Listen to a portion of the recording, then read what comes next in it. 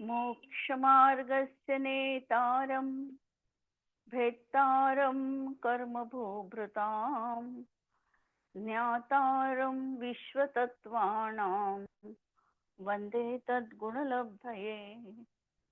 वीरं प्रणम्य भववारिनिधि प्रपोतम् उद्योदिताखिलपदार्थमनल्पपुण्यं निर्वाणमार्गमनवद्य गुणप्रबन्धम् आत्मानुशासनपदं प्रवरं प्रवक्षे।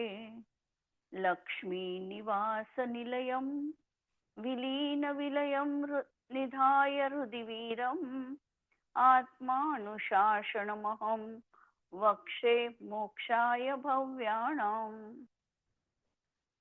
भव्य लोकांसाठी आणि मोक्षाच्या प्राप्तीसाठी आत्मानुशासन या ग्रंथाची रचना गुणभद्र आचार्यांनी केलेली आहे. त्यांचा शिष्य लोकसेन या शिष्याच्या संबोधनार्थ हा ग्रंथ या ठिकाणी आपल्या समोर प्रस्तुत झालेला आहे. प्रभाचंद्र आचार्यांची याच्यावर टीका आहे आणि आपण कालपर्यंत हे बघितलेलं आहे की कितीही कोटी उपाय केले आम्ही तरी आम्ही शरीर टिकवू शकत नाही. जेवढी आयु आमची ठराविक बांधून आलो आहे त्या आयुपेक्षा एक क्षण देखील जास्तीचं आयुष्य कोणत्याही गतीमध्ये आम्हाला प्राप्त होऊ शकत नाही. उलट कर्मभूमीच संख्यात आयुष्यवाले मनुष्य आणि तिर्यंच यांचं अकाल मरण संभवनीय आहे.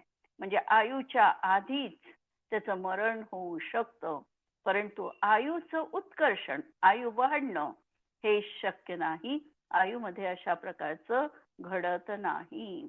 त्यामुळे आयु जेवढी आम्ही बांधून आलोय ती तेवढी आयु नंतर आम्हाला एक समय देखील या शरीराचा संपर्क जीवाशी राहत नाही. ही शरीर आम्हाला या ठिकाणी सोडावं लागतं. आयु जशी सुटते त्याचप्रमाणे देह देखील सुटतो आणि म्हणून या नश्वर आयु आणि शरीराच्या माध्यमातून आम्ही आमच्या अविनश्वर पदाच्या प्राप्तीसाठी उपाय करायचा आहे. ध्रुव आम्हाला मिळवायचं आहे, अध्रुव तर तसंही आमच्या हातातून निसटून जाणार आहे. त्याला टिकवून ठेवू म्हटलं तरी ते टिकवून ठेवू शकत नाही. पाण्याची लाट कितीही धरून ठेवू म्हटलं तरी ती धरून ठेवता येऊ शकत नाही. त्यालाच आम्हाला कोणत्या तरी माध्यमातून बंधारा घालून ती जशी साठवून ठेवावी लागते, त्याप्रमाणे नश्वर असलेल्या आयु आणि देहाच्या माध्यमातून आमच्या स्वभावाची, त्रिकाली आत्मतत्वाची जीवाला प्राप्ती करून घ्यायची आहे. त्यानंतर एक खूप सुंदर सूत्र आचार्यांनी आम्हाला दिलेलं होतं की आमचा श्वासोश्वास सुरू आहे. श्वासोश्वास सुरू आहे म्हणजे या माध्यमातून हा जीव निरंतर बाहेर जाण्याचा, शरीर सोडण्याचा अभ्यास करत आहे. पण याच्या माध्यमातून जीवाला वाटतं की मी अजर अमर बनू शकतो. श्वासोश्वासाची प्रक्रिया संपन्न होते. पाहणाऱ्याचा दृष्टिकोन कसा आहे? एक जण त्याला बघतो की माझं हे आयुष्य श्वासोश्वासांनी निर्धारित केलेलं आहे. एक श्वास संपला म्हणजे आमची आयु तेवढी कमी झालेली आहे. श्वासोश्वासाच्या माध्यमातून हा जीव निरंतर शरीराला सोडण्याचा अभ्यास करतो आहे आणि अज्ञानी असं मानतो की आम्ही या श्वासाच्या निश्वासाच्या माध्यमातून श्वासोश्वासाची प्रक्रिया करून जीवाला आम्ही अजरत्वाकडे, अमरणाकडे नेत आहे. अशा प्रकारे आमची भावना अज्ञानीची आणि अज्ञानीची सांगितली. आणि आता सांगतात की आमचं जे आयुष्य आहे हे आयुष्य घटी यंत्रामध्ये असलेल्या प्रमाणे नष्ट होणार आहे. प्रतिक्षण जसं आम्ही एखादं घटी यंत्र आहे ते पाण्यात टाकलं जातं, त्याच्यामध्ये प्रति समय पाणी येतं आणि एक वेळ ते पूर्णतः पाण्यामध्ये डुबतं घटीयंत्र. किंवा रहाटगाडगं जसं आहे, रहाटगाडग्यामध्ये पाणी नेहमी रिक्त होत राहतं. एक गाडगं भरतं न भरतं तोच ते दुसरं रिकामं होत जातं. त्याप्रमाणे ही प्रक्रिया घटीयंत्राप्रमाणे म्हणा किंवा रहाटगाडग्याप्रमाणे म्हणा आमच्या जीवनामध्ये निरंतर सुरूच आहे. आणि त्या माध्यमातून हा जीव काय म्हणतो आहे, शरीर आणि आयु दोन्ही कृश होत आहे, पण स्वतःला मात्र हा तसं मानत नाही. आणि उदाहरण पण आचार्यांनी अत्यंत समर्पक असं उदाहरण दिलेलं आहे, आपण पाहूया. गलत्यायु प्रायः प्रगटित घटी यंत्र सलिलम खलकायोप्यायुर्गतिमनुपतेश सततम किमस्यान्नेरन्नेर द्वयमहमिदं जीवितमिह स्थितो भ्रान्त्या नावी स्वमिव मनुते स्नास्नुमपधिः. गलत्यायु प्रायः, जीवाची आयु प्रतिक्षण आयुचा एक निषेक उदयात येतो, तो फल देतो आणि निर्जरित होतो. गलत्यायु, अशा प्रकारे आमच्या आयुचं गलन प्रति समय सुरू आहे. 4 तऱ्हेचा आयुचा बंध आहे. प्रकृतिबंध आयु रूपाने झाला, स्थितीबंध जो काही आम्ही मागच्या भवात ते आयु घेऊन आलो तो आमचा आहे स्थितीबंध. नंतर अनुभाग कसा मिळणार आहे त्या आयुचा, हे देखील आम्हाला ठरलेलं आहे. पापरूप पुण्यरूप अनुभागाच्या ज्या 4 प्रक्रिया केल्या त्या प्रक्रियेनुसार आम्हाला अनुभाग प्राप्त होणार आहे. सुरुवातीला आमचं आयुष्य निरोगी आहे, सुचारू आहे, कितीही कष्ट केले तरी आम्हाला फारसा फरक पडत नाही. त्यावेळेला समजायचं की आमच्या आयुचा अनुभाग प्रशस्त रूपाचा आहे. जे काही गूळ, साखर, खडीसाखर, अमृत, त्याच्यामध्ये खडीसाखर किंवा साखर अशा रूपाचा अनुभाग सुरू आहे. अमृत रूपाचा आत्ताच्या पंचम काळामध्ये कठीण आहे. तर अशा रूपाचा अनुभाग आमचा सुरुवातीच्या बाल्यकाळात तारुण्यामध्ये सुरू आहे. वार्धक्य आल्यानंतर हाच आमचा अनुभाग बदलून कदाचित विष, नंतर निंब, कांजी, विष, हलाहल रूपाचा देखील परिणत होऊ शकतो. कारण आयु कर्म अघाती कर्म आहे. आयु कर्मामध्ये आमची जी मनुष्य आयु आहे, ही मनुष्य आयु जरी पुण्य प्रकृती म्हटलेली आहे तरी याच्या अनुभागामध्ये अशा प्रकारे स्थित्यंतर घडू शकतं. पापरूप असा अनुभाग आमचा असू शकतो.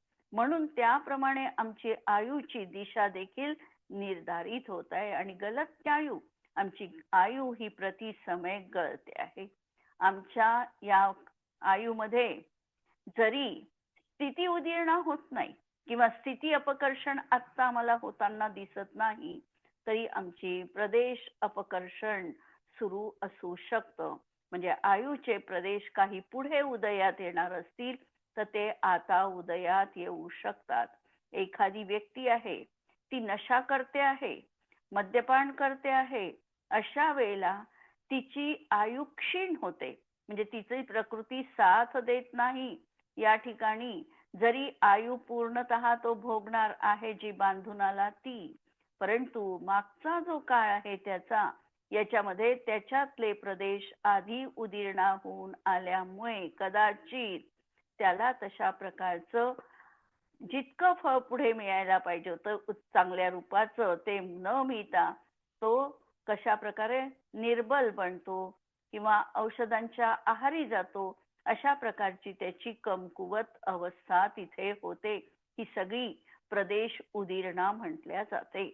अशा तऱ्हेने त्याची आयु ही प्रति समय नष्ट होते आहे.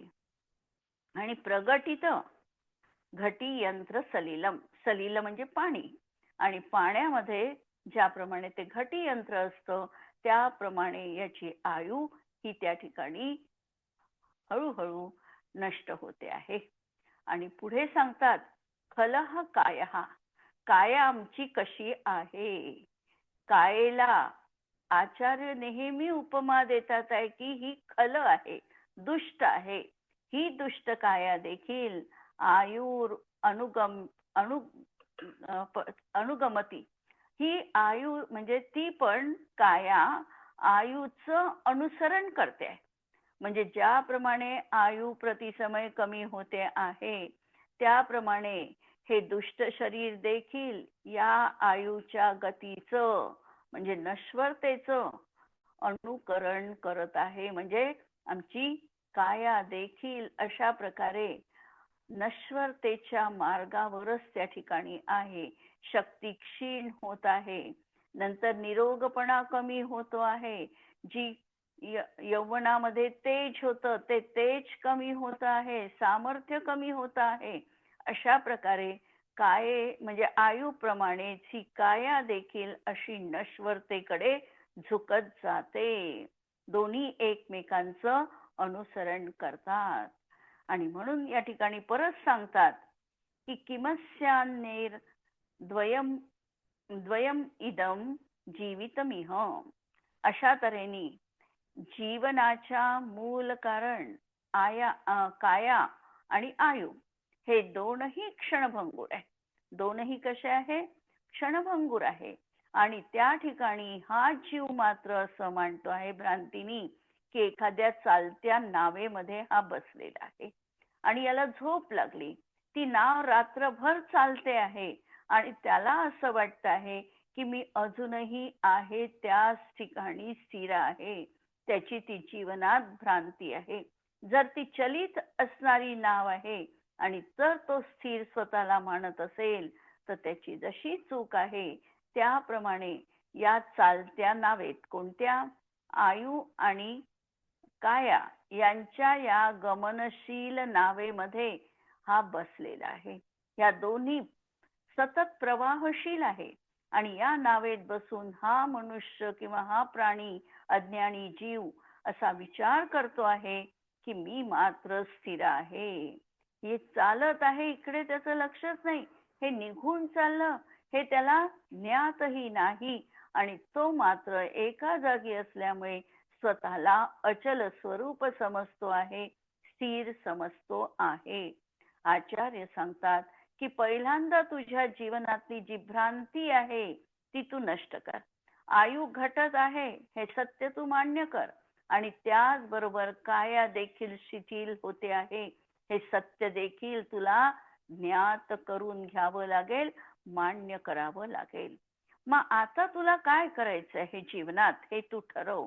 या नश्वरतेच्या माध्यमातून तुला अविनश्वर पदाची प्राप्ती करता येऊ शकते किंवा ही नश्वरता फक्त हाय हाय करीत तुला भोगावं लागेल.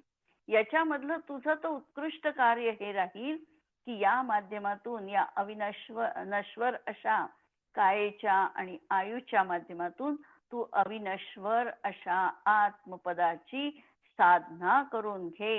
हेच तुझ्यासाठी अत्यंत योग्य आणि प्रशंसनीय आहे.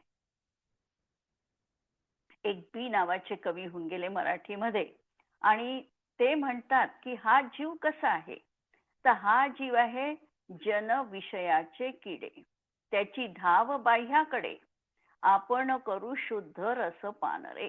अनादिकालापासून विषयांचे किडे बनून आमची दृष्टी जी राहिलेली आहे ती बाह्य पदार्थावर राहिली. काया कशी सुदृढ करता येईल इकडे आम्ही लक्ष केंद्रित केलं पण कायेचं भवितव्य आम्ही बघितलं नाही. म्हणून आता तू जागा हो आणि आपण करू शुद्ध रसपान रे. याचा अर्थ आपण आमच्या त्रिकाली ध्रुव आत्मतत्वाचं अवलंबन घेऊन मी माझा शुद्ध आत्मा या भवामध्ये अनुभूतीत कसा घेता येईल या दृष्टीने आम्हाला प्रयत्न करायचे आहे. आता सांगतात श्वासाच्या उत्पत्तीमध्येच दुःख आहे. श्वास उत्पन्न होतो हेच खरं दुःख आहे आमच्या जीवनात, तेच दुःखाचं मूळ कारण आहे. जीवनासाठी प्रसिद्ध असलेला उच्छ्वासच दुःख रूप आहे. तेव्हा त्याच्या माध्यमातून जीवाला सुख कसे प्राप्त होणार? उच्छ्वास खेदजन्यत्वात् दुःखमेषोऽत्र जीवितम् तद्विरामे भवेन् मृत्युर् नृणां भण कुतः सुखम. उच्छ्वास म्हणजे श्वासोश्वास. काल आपण बघितलं की श्वासोश्वास जीवाला कधी सुरू होतो. विग्रहगती जर त्याची 3 समयाची विग्रहगती असेल, 4 समयाची त्याची विग्रहगती असेल, तर 4 समयपर्यंत त्याला श्वासोश्वास असत नाही.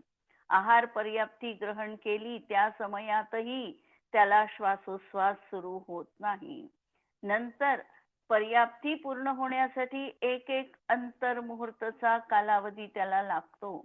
आहार पर्याप्ती पूर्ण होण्यासाठी अंतर्मुहूर्त एक मोठा अंतर्मुहूर्त आहे. सगळा मिळूनही अंतर्मुहूर्त आहे, पण हे छोटे छोटे अंतर्मुहूर्त घ्या.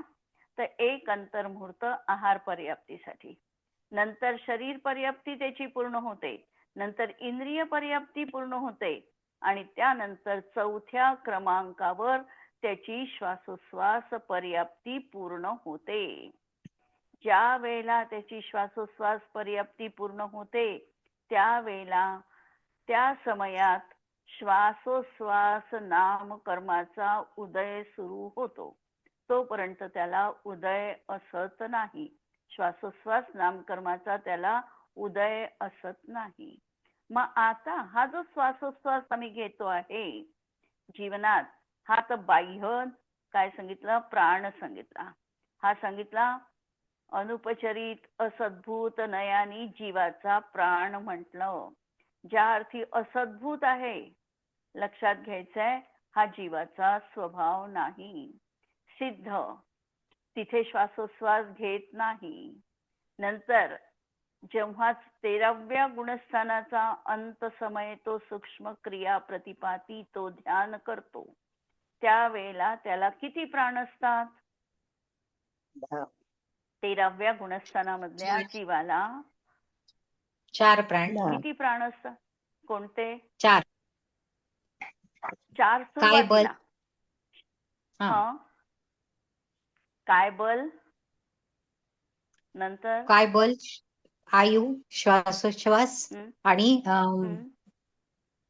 वचन बल. वचन बल. वचन बल. 4 हे प्राण असतात. हे 13व्या गुणस्थानाचा काळ पूर्ण होईपर्यंत. शेवटचा अंतर्मुहूर्त जेव्हा राहतो तेव्हा सूक्ष्म क्रिया प्रतिपाती ध्यान करतो. आणि ध्यान करताना त्याला प्राण किती राहतात? एकच राहतो, 24 आयु प्राण. नाही, आयु प्राण 14व्यात राहतो. इथे कसं आहे, क्रमाने जातो. पहिले वचन बल त्याचं कमी होतं, मग त्याचा श्वासोश्वास कमी होतो आणि 13व्या गुणस्थानाच्या अंतीपर्यंत त्याचे 2 प्राण राहतात, कायबल आणि आयु. 13व्या गुणस्थानात सूक्ष्म क्रिया प्रतिपाती ध्यानामध्ये. आणि जसा तो 14व्या गुणस्थानात, मग तिथे कायबल पण संपतं आणि फक्त आयु प्राण 14व्या गुणस्थानाच्या अंतीपर्यंत राहतं. म्हणजे त्याही ठिकाणी श्वासोश्वास आधी संपलेला आहे. मला हेच सांगायचंय की 13व्या गुणस्थानाची प्रक्रिया संपताना शेवटी त्याला श्वासोश्वास प्राण देखील असत नाही. श्वासोश्वास प्राण नाही आणि वचनबल प्राण पण तिथे नाही. आणि नंतर मग मात्र आयु एकच प्राण राहतो. आणि जेव्हा केवली समुद्घात होतो, या केवली समुद्घातामध्ये देखील त्या जीवाला 8 समयाचा तो केवली समुद्घात आहे. या 8 समयांमध्ये जशी त्याची मिश्र अवस्था होते, औदारिक मिश्र अवस्था कपाटमध्ये, नंतर प्रतर लोकपुरण आणि प्रतर मध्ये कारमाण काय योग, आणि परत कपाटमध्ये तो मिश्र मध्ये येतो. तर मिश्र पासूनच त्याचं कायबल आणि आयु 2च प्राण असतात. कारण आम्हाला माहिती आहे निवृत्त अपर्याप्तक अवस्था तिथे म्हटली जाते आणि निवृत्त अपर्याप्तक अवस्थेत श्वासोश्वास आणि वचन हे असत नाही, भाषा त्या ठिकाणी असत नाही. म्हणून परत ते समय त्याचे त्यावेळेला त्याला श्वासोश्वास प्राण असत नाही. म्हणजे श्वासोश्वास कसा आहे, जीवाचं जीवित राहण्याचं अपरिहार्य कारण नाही. श्वासोश्वास नसला तरीही जीव आयु म्हणजे कोणत्या चैतन्य प्राणाच्या माध्यमातून जीवन जगणारच आहे. निश्चयाने त्याचा चैतन्य प्राण हा प्राण आहे आणि आयु प्राण हा फक्त शरीर आहे आणि श्वासोश्वास आहे. म्हणजे जोपर्यंत श्वासोश्वास आहे तोपर्यंत हा उपचरित म्हणजे अनुपचरित आहे तसा अनुपचरित असद्भुत व्यवहारण्याने जीवाचा प्राण म्हटल्या गेला. म्हणजे बाह्य प्राण आहे, जड प्राण आहे, हा जीवाचा स्वभाव नाही. पहिलं तर हे एक कारण. दुसरं कारण, आता ज्या वेळेला आम्ही म्हणतो श्वासोश्वास हा खेदपूर्ण आहे की आनंददायी आहे, हा प्रश्न आचार्यांनी इथे उपस्थित केलाय. आचार्य सांगतात श्वास हा देखील काय आहे, आमचा खेदपूर्ण खेदजनक उत्पन्न होणार आहे, खेदानी उत्पन्न होणार आहे, खेदानी उत्पन्न होणार आहे. आमचं इझी गोईंग जोपर्यंत आहे श्वासांचं, तोपर्यंत आम्हाला श्वासोश्वासाची प्रक्रिया ज्ञात होत नाही. कधी कधी या श्वासोश्वासाला अजपाजप पण म्हटल्या जातं, कारण घेताना श्वास उश्वासाच्या माध्यमातून हा सतत याचा जपाजप अजपाजप अशा प्रकारची प्रक्रिया त्याची सुरू राहते. आणि आम्हाला श्वासोश्वासाकडे लक्ष पण आम्ही देत नाही, किंवा तिथे आम्हाला खेद होत आहे, कष्ट होत आहे असं देखील वाटत नाही. पण ज्या वेळेला आम्हाला सर्दी झाली, एक नाकपुडी आमची बंद पडली, त्यावेळेला काय होतं, त्यावेळेला आमच्या लक्षात येतं की श्वास घेणं हे खेदपूर्ण आहे. कधी कधी श्वास लवकर सुरू होत नाही, आम्ही प्रयत्न करतो, त्यावेळेला आम्हाला जाणीव होते की श्वास घेणं हे खेदपूर्ण आहे. म्हणून आचार्य या ठिकाणी सांगतात, मुळातच सांगतात की श्वास घेताना आत्म्याची शक्ती त्या ठिकाणी लागते, वीर्य पाहिजे. वीर्यांतराय कर्माचा जसा क्षयोक्षम असेल त्यानुसार त्या ठिकाणी प्रक्रिया असते. श्वासोश्वास नामकर्माचा उदय पण तिथे पाहिजे. हे सगळं झाल्यानंतर श्वास घेतल्या जातो. ही एक खेदजन्य प्रक्रिया आहे. म्हणून उच्छ्वास हा खेदातून उत्पन्न होतो.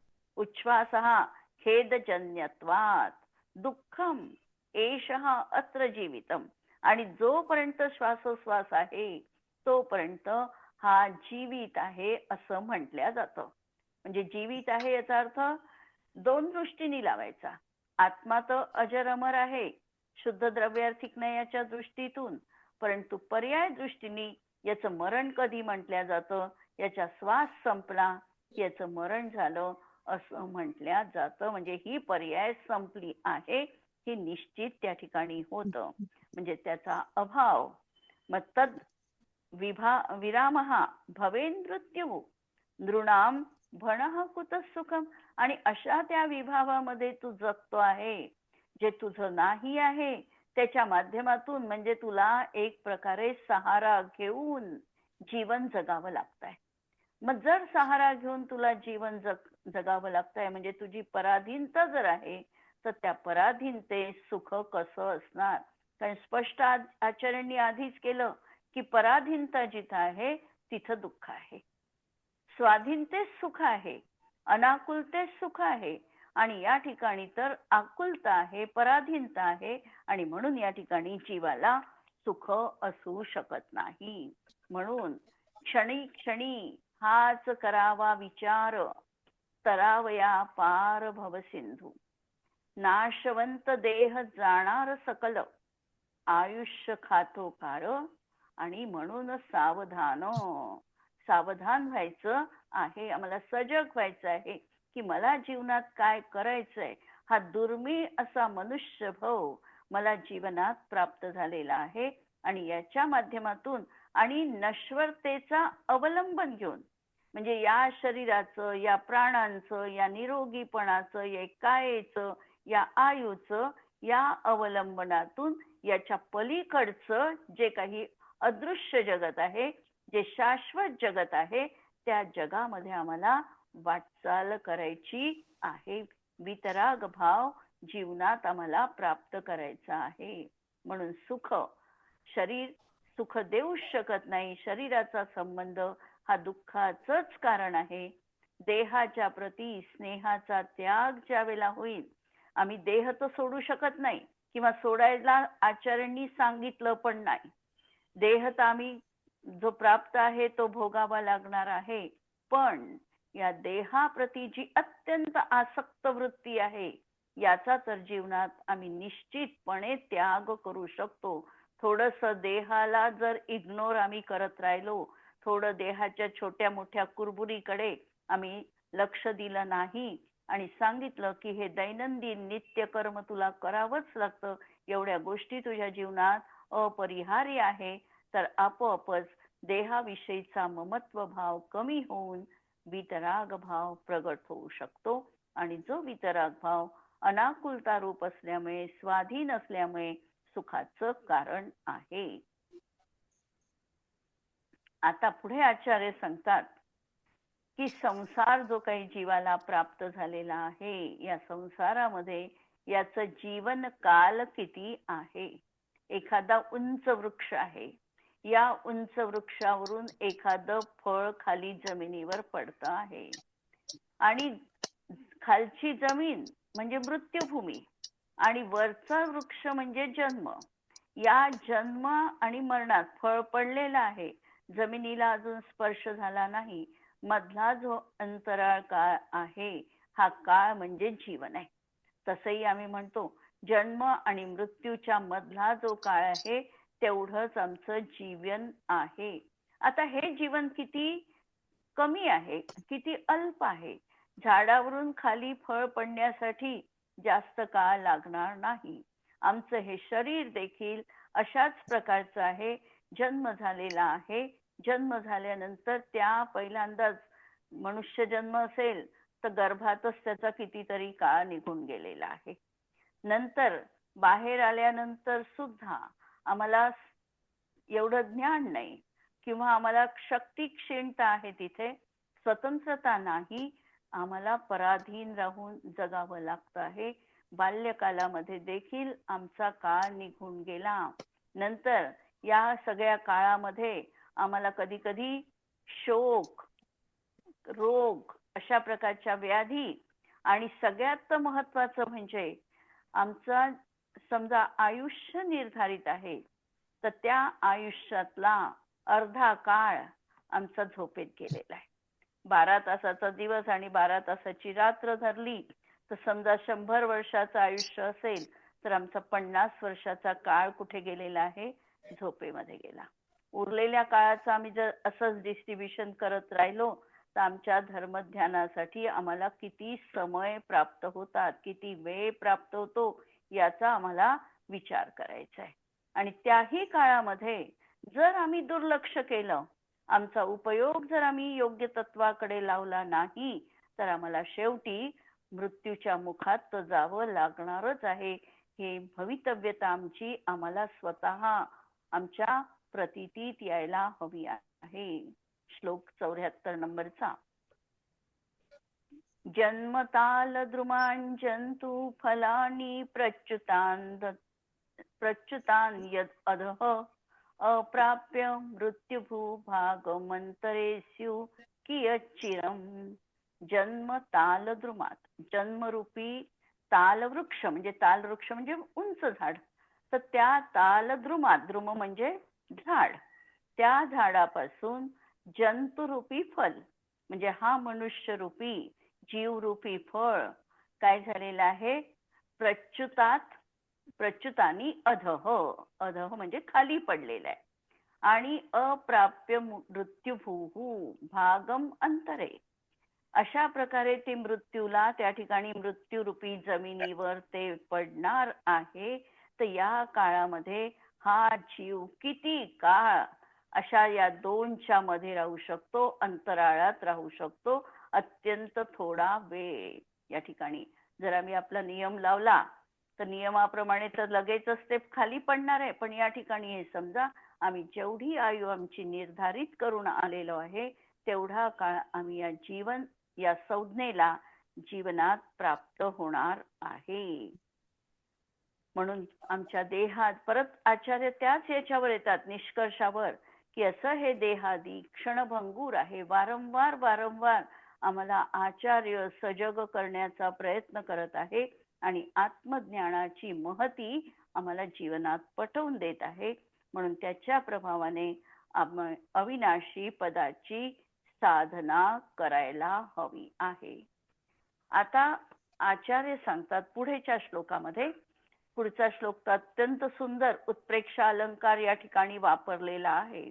आणि आचार्य सांगतात की विधी म्हणजे सुविधा किंवा नैसर्गिकरित्या सुद्धा मनुष्य टिकला पाहिजे किंवा मनुष्यानी मरू नये म्हणून अशी प्रकृतीने देखील अशा प्रकारची रचना त्या ठिकाणी स्वीकारलेली आहे की याला सगळीकडून प्रोटेक्शन प्राप्त होईल.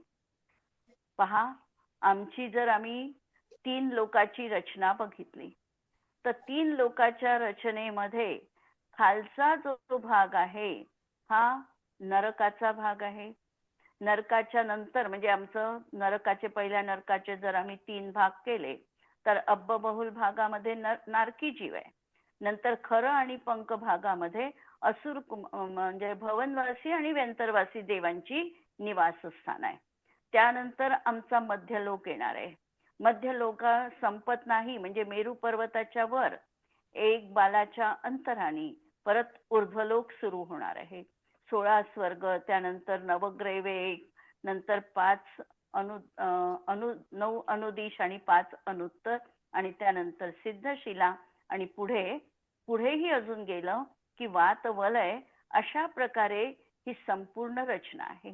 किंवा मध्यलोक आम्ही पाहला, जरी आम्ही म्हटलं मध्यलोक एक राजू आहे, हे बरोबर आहे, पण मध्यलोकाची उंची किती आहे मध्यलोकाची? हा तर लांबी रुंदी झाली एक राजू. उंची किती आहे मध्यलोकाची? मेरू पर्वता एवढी. मध्यलोकाची उंची किती आहे? मेरू पर्वता एवढी उंची आहे. म्हणजे 1,00,000 योजन ही आपली मध्यलोकाची उंची आहे. आणि या सगळ्या विस्तारामध्ये आमचा जम्बूद्वीप आम्ही जिथे राहतो तो मध्यभागी आहे. मनुष्य क्षेत्र पण 2.5 द्वीपापर्यंत विस्तरित आहे. आणि त्यानंतर मनुष्यांना प्रोटेक्शन मिळावं म्हणून जणू काही असंख्यात द्वीप समुद्रांचं पूर्ण अशा प्रकारे वेष्टन त्या ठिकाणी आहे की या ठिकाणी याचा देह सुटू नये, मनुष्य सुरक्षित राहावा म्हणून खाली पण रचना आहे, वर पण रचना आहे, सभोवती पण रचना आहे. अशा प्रकारे याला सगळीकडून बंदिस्त जणू काही केलाय. उत्प्रेक्ष अलंकार वापरलेला आहे. इथं 3 लोकाची अकृत्रिम अनिधन अशी रचना आहे. पण आचार्यांच्या कल्पनेने त्यांनी सांगितलं की जणू काही अशा जीवांना संरक्षित करण्यासाठी ही प्रकृतीने अशा प्रकारची स्वतःची त्या ठिकाणी निर्मिती दाखवलेली आहे. आणि एवढ्या अशा कडेकोट बंदोबस्तात, खालूनही प्रोटेक्शन, वरूनही प्रोटेक्शन, बाजूनीही असं सगळं असताना देखील ही जी काही विधाता म्हणजे कर्म आहे किंवा मृत्यू आहे, हा मृत्यू या ठिकाणी त्यांनी त्राता नैकहा, कोणीही त्राता नाही असे शब्द येणार आहे. आणि अंतकह हा शब्द वापरले मृत्यूसाठी. तर हा मृत्यू कुणालाही बस जात नाही. तो बरोबर ज्याला हरण करायचं, ज्याची आयु संपली त्याचं हरण नक्की करणार आहे. अशा प्रकारचा या श्लोकाला आपण उद्याला बघू. आज आपण इथे थांबूया. जिनवाणी के ज्ञान ते तुझे लोकालोक, तो जिनवाणी मस्तक नमो सदा देतो को. नमो अरिहंताणम, नमो सिद्धाणम, नमो आयर्याणम, नमो वज्रायाणम, नमो लोळे सव्वसाहुणम. सर्वांना जय जिनेंद्र. वहिनी